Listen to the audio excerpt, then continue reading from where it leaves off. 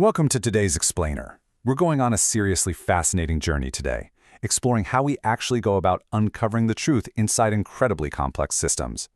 We're going to start right here on Earth, with some wild ecological anomalies, then we'll scale up to the orbital mechanics of our solar system, and finally, we are going to push right out to the very edge of the observable universe. And as you'll see, in every single one of these domains, finding the real truth often means completely tearing down our most basic assumptions. All right, let's dive right in. Here's our agenda for today.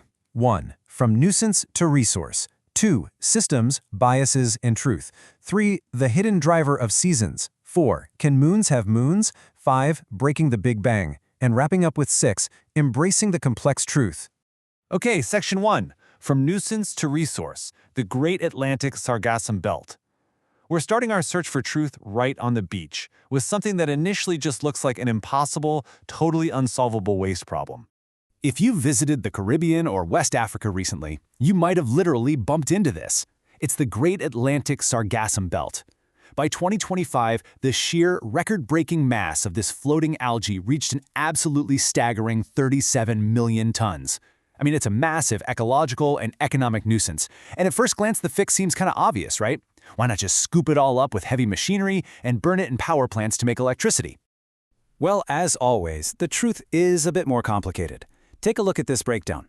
Fresh sargassum is up to 85, sometimes even 90% water, so burning it directly for electricity fails economically right out of the gate because you have to burn massive amounts of energy just to dry the stuff out.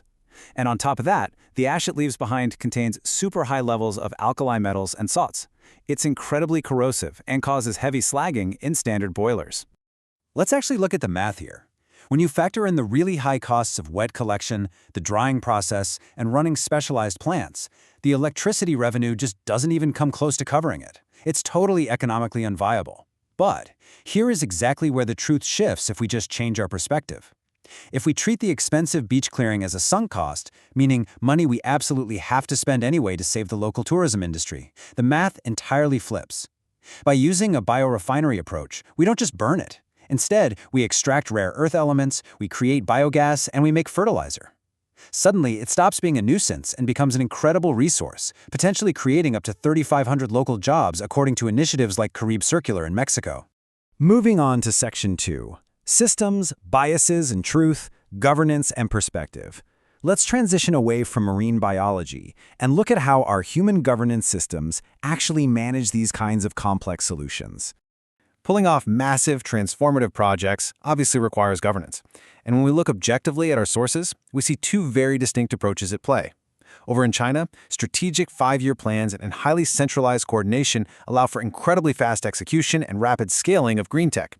However, that speed frequently comes at the cost of restricted individual freedoms and very tight state control. Now, conversely, Western systems prioritize legal recourse, property rights, and public debate. This absolutely protects freedoms, but it often leads to much slower administration, fragmented decision-making, and heavy lobbying from established interests. Neither system is completely without friction, right? They just trade different costs to manage these really complex realities. But you know, in any massive system, spotting the absolute objective truth is really tough. Truth doesn't usually get hidden by massive, obvious lies. Instead, it's obscured by something called nudging. These are small, systematic biases. You know, a slight softening of a fact over here, a minor avoidance of conflict over there. Over time, whether we're talking about human institutions or even AI systems, these tiny emergent shifts start to pile up. They slowly warp our perception of reality without us ever even realizing we've drifted away from the objective facts. So, how on earth do we actually fight this and find the real truth? The sources suggest a genuinely powerful philosophical approach. Strong opinions, loosely held. Basically, you need to formulate your ideas clearly and firmly so they can actually be tested against reality. But, and this is absolutely crucial, you have to remain completely ready to just let them go the very second that better data or a sharper argument comes along. Which brings us to Section 3, the hidden driver of seasons challenging the standard model. Now, what's really interesting is how perfectly that philosophy of loosely held opinions applies when we scale up to planetary truths that we thought were entirely settled. We were all taught in grade school that Earth's seasons happen because of our planet's axial tilt, right? That is the standard model. And on a global scale, it's true. The tilt dictates the major seasonal temperature swings. But there is a hidden driver that gets overlooked, the distance effect.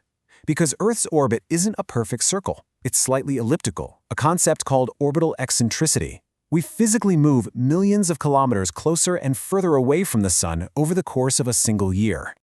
And this shows exactly why looking closer matters.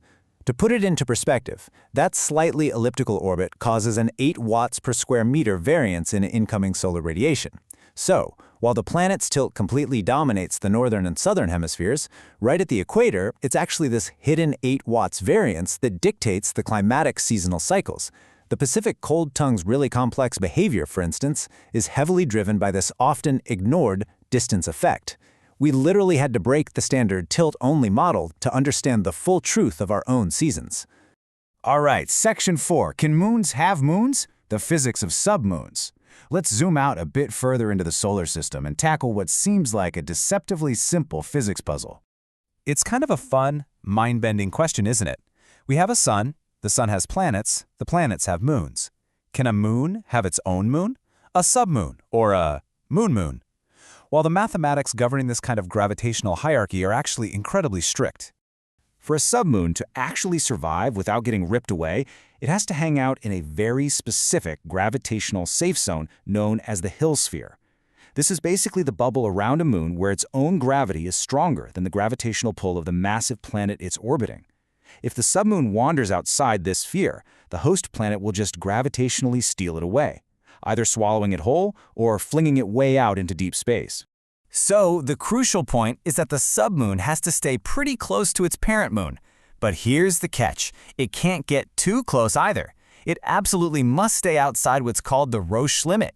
If it crosses that invisible boundary, the tidal forces of the parent moon become so overwhelmingly strong that they will literally shred the submoon apart, turning it into nothing but a ring of debris.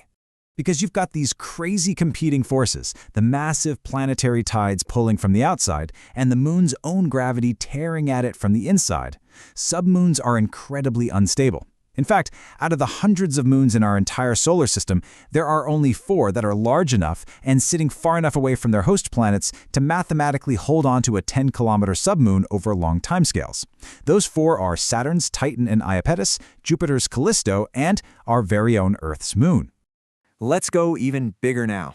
Section 5. Breaking the Big Bang. Anomalies at the edge of time. Let's see how this search for truth scales up when we reach the absolute boundary of the observable universe. The James Webb Space Telescope is currently finding things out there that, if we stick to the standard Big Bang timeline, literally shouldn't exist. I mean, it's finding these universe-breaker galaxies. Just look at this timeline. The standard model tells us it takes billions of years for massive cosmic structures to form. Yet, amazingly, JWST spotted a galaxy called MOMZ-14 sitting there fully mature just 280 million years after the Big Bang. It also found the massive XLSSC-122 cluster completely developed and already dead and burnt out at just 3.4 billion years. They are entirely too big and way too old for where they sit in time. It's truly astounding. Because of these wild anomalies, the established truth is kind of fracturing right now, and it's forcing physicists to explore some radical new ideas to explain our emergent reality. One of the most fascinating is the cosmic bounce model. This theory suggests that instead of bursting from a singular Big Bang out of nothing, our universe actually emerged from the collapse of a previous universe. And in this model, supermassive structures, like certain black holes, could act as cosmic fossils that survive the transition, which means some black holes might actually be older than the Big Bang itself. No way, right? Finally, Section 6, Embracing the Complex Truth, the Ultimate Takeaway. Let's bring this whole cosmic journey back down to Earth. Whether it's realizing that millions of tons of rotting algae on a beach is actually a billion-dollar biorefinery resource, discovering that Earth's seasons are secretly driven by our distance to the sun, or finding out that the beginning of the universe might just be a bounce from a previous one, finding the truth always requires us to look closer. It requires us to hold our strong opinions loosely, to recognize our own biases, and most importantly, to have the courage to challenge the standard model. So I'll leave you with this question. What other absolute truths in our reality are just waiting for an entirely new perspective? Thank you so much for exploring with me today.